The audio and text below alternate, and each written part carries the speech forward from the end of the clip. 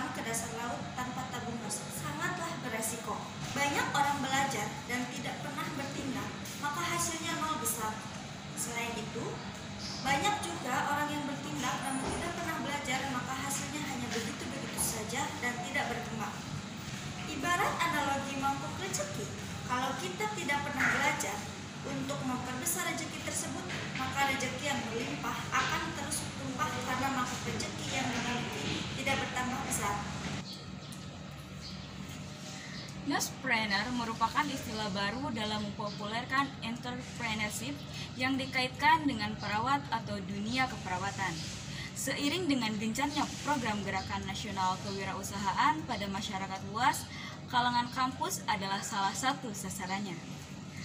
Para calon intelektual yang tengah dalam studi pada berbagai bidang ilmu berusaha dikenalkan pada dunia wirausaha. Hal tersebut merupakan langkah usaha membekali wawasan dan pengetahuan dasar kepada mereka agar kelak setelah meninggalkan kampus tidak selalu berorientasi pada keinginan untuk menjadi pegawai atau karyawan, tapi justru menjadi pencipta lapangan pekerjaan.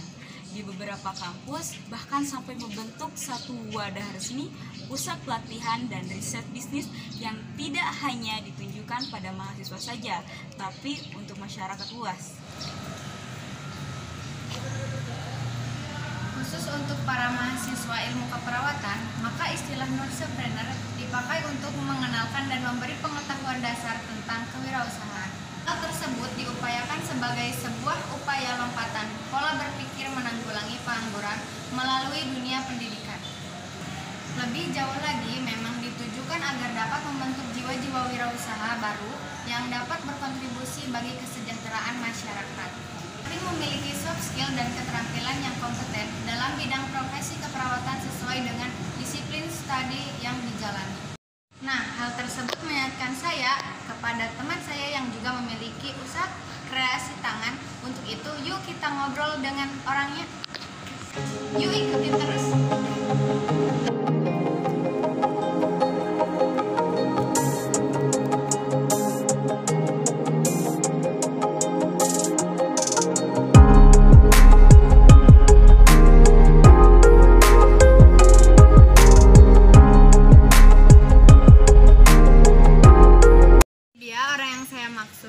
Ainita Amalia, mahasiswa Akper YPIB Majalengka semester 5 yang memiliki usaha Flanerich_ID.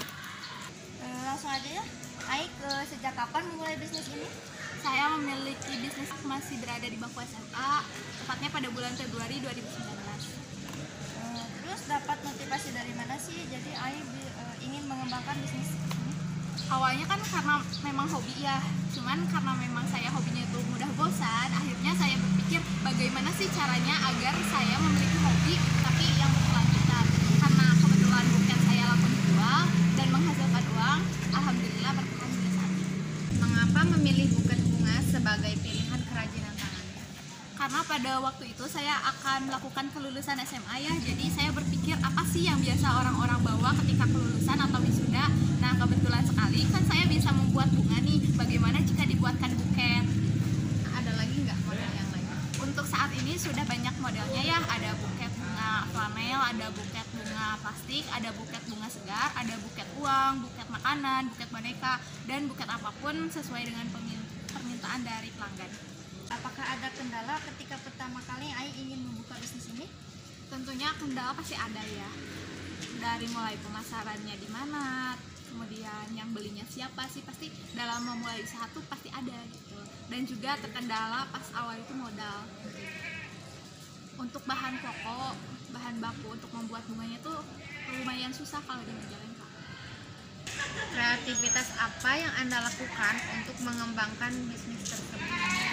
Untuk kreativitas yang saya lakukan pastinya memberikan inovasi-inovasi terbaru ya, membuat varian-varian terbaru, jenis bunga baru, kemudian gaya buket yang baru, mengikuti perkembangan zaman pada saat ini saja. Bagaimana sih cara menumbuhkan perawat yang kreatif, konstruktif, dan inovatif dalam kewirausahaan seperti ini? Tentunya pertama itu dari dalam diri sendiri dulu ya, kita niatkan ingin menjadi perawat yang seperti apa. kalau saya memang sudah diniatkan untuk menjadi perawat yang inovatif, dan artinya saya tidak hanya ingin menjadi perawat saja, tetapi mempunyai usaha di bidang lain yang sekiranya bisa saya jalankan di sela-sela waktu luang saya. Nah, apakah ada kritikan dari orang lain yang malah menjadi motivasi buat kamu dalam berbisnis, terus seperti apa?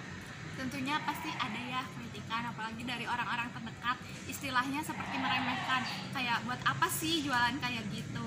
Terus mereka juga bilang, oh emang bunga flanel kayak gitu siapa yang mau beli gitu. Tapi kan buktinya sekarang dunia perflanelan itu sudah sangat berkembang ya, tidak hanya buket saja, ada juga dari boneka, kerajinan-kerajinan tangan lain, dan juga saya membuktikan bahwa bisnis saya bisa berjalan dan bertahan selama 2 tahun ini. Oh, jadi membangun sekali ya kalau seperti tadi. Terima kasih ya atas perbincangan sedikit saya kali ini.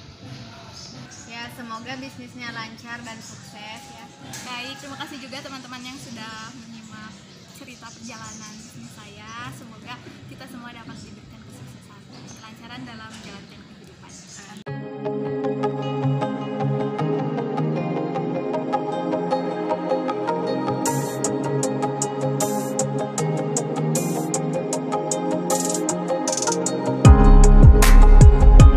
Halo Kang, apa kabar? Baik, Maaf Kang, udah waktunya ya.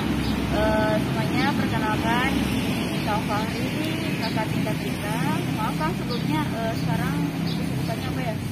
kalau kesibukan sih punya terapi ke pasien gitu, tapi lebih ke jadwal ya, karena kan apa ya, naik waktunya gitu, ya nggak terlalu sibuk banget ke pasien, juga ada anak keluarga juga kumpul-kumpul gitu.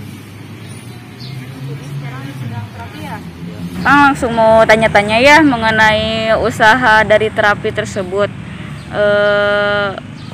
Kalau boleh tahu terapinya tuh terapi apa aja ya? kalau terapinya sih banyak ya. Terapinya itu bekam, akupuntur, akupresur, terus juga ada gurah THT gitu, dan kecantikan juga ada gitu, buat kecantikan gitu. Biasanya kan kalau perempuan ya suka kecantikan bisa gitu, yang banyak jerawatnya gitu, bisa gitu. Jadi banyak ya macam-macam ya? Banyak. Oh gitu. Terus Kang udah berapa lama menjalani praktek terapi ini tuh? Kalau mulainya itu akan dari 2019 gitu, dari tingkat 2 lah. Banyak sih yang tertarik juga dari teman-teman, tapi yang bertahan itu sampai sekarang itu ada 3 gitu. Akang sendiri, terus Akang Anas sama Akang Fitri, yang dari tingkat maksudnya ada tingkat 3 dari Akang. Dari awalnya emang banyak gitu, sekitar ada 30 orang, tapi kan ya mungkin seleksi alam ya. Iya. Jadi yang bertahan itu cuma beberapa orang saja gitu. Kalau misalnya di daerah Akang yang terapi kayak gitu udah ada atau belum? Mungkin dari terapi ya pijit kayak gitu mungkin banyak gitu. Cuma kan dari zaman sekarang ya legalitasnya itu kan belum tentu gitu. Kalau hal yang legalitas mungkin kalau terapi mah banyak, yang bekam gitu, akupresur. Cuma kan yang dipertanyakan itu legalitas gitu. Takutnya di perjalanan ketika kita menerapi gitu ada kendala gitu ya, Oh ya. yang bisa menuntut ke hukum gitu kan, kita ada tameng gitu. Nah, gitu kalau misalkan nggak ada legalitas kan gitu Bahaya ya. untuk diri sendiri gitu. Takutnya kan sendiri zaman sekarang kan dikit-dikit dilaporin gitu. Kalau banyaknya sih banyak, cuma kan yang darah mati legalitas hukumnya itu cuma beberapa orang gitu. Kalau misalnya sejauh ini Kang, ada kendala apa aja tuh buat menjalani terapi? Kendalanya mungkin dari apa ya, terapi itu mungkin sosialisasinya ya, dari sebelah sini kan, daerah-daerah sini kan susah gitu, susah maksudnya tuh memperkenalkan ini loh, ada terapi komplementer. Ini lebih orang-orang itu lebih ke medis aja gitu, padahal terapi komplementer itu kan sekarang ya alhamdulillah gitu terapi komplementer itu sudah disahkan menjadi alternatif pengobatan gitu. Kalau dulu ya masih masih belum diakui. Kalau sekarang sudah alhamdulillah diakui gitu sama Menteri Kesehatan. Terus Kang, bagaimana sih cara Akang mengembangkan usaha terapi komplementer ini sih? Kalau Akang sendiri yang mengembangkan itu pertama-tama itu dari keluarga dulu gitu. Dari keluarga dulu kan masih ada ya, dari setiap keluarga itu ada ya keluhan, misalkan sakit pinggang atau sakit kaki itu Akang pertama itu keluarga dulu. Sebelum sembuh keluarga itu Akang belum berani ke orang lain gitu. Jadi misalkan ya ada nenek gitu yang sakit kaki, Akang terus aplikasi sebelum nenek itu sembuh gitu. Setelah nenek sembuh kan pasti kan ada testimoni dari nenek tersebut, jadi sosialisasi ke orang-orang gitu. Terus Akang juga berani ke orang lain gitu. Berarti oh ya benar ini tuh terapi ini luar biasa gitu. Luar biasa bisa menyembuhkan gitu. Jadi ya mengembangkan itu dari keluarga dulu sebelum ke orang lain gitu. Iya, berarti dimulai dari ruang lingkup keluarga dulu, baru ke masyarakat ya. Iya, dari mulai mulut ke mulut ya Kang biasanya. Satu pertanyaan terakhir ya Kang. Ini kan kita calon-calon perawat nih Kang. Bagaimana adakah pesan buat calon-calon perawat untuk bisa berwirausaha di bidang kesehatan gitu? Kalau motivasi ya kita itu jangan kerdil gitu pikirannya, jangan monoton lah gitu. Apapun yang kita lakukan itu ya misalkan hobi gitu ya, jadikan itu peluang bisnis gitu. Akang itu sebenarnya ya semua hobi itu jadikan bisnis gitu ya.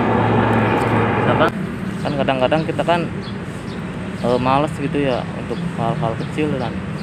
Itu untuk rekan-rekan sekalian ya, ketika kita memulai usaha itu jangan pandang uangnya gitu. Iya. Tapi gitu pandanglah sebagai hobi gitu, sebagai kesukaan. Kalau kita memandang uang itu semuanya akan tidak akan ya sia-sia lah Akang. Tapi ketika kita mengalami dengan hobi gitu ya, seberapa kecilnya keuntungan itu ya kita jalani saja, kan kita hobi kita gitu, kesukaan kita. Kenapa kita harus menyesal gitu untuk memulai hal-hal yang kecil? Kan dari semua usaha-usaha yang sukses itu kan dari awalnya dari kecil ya.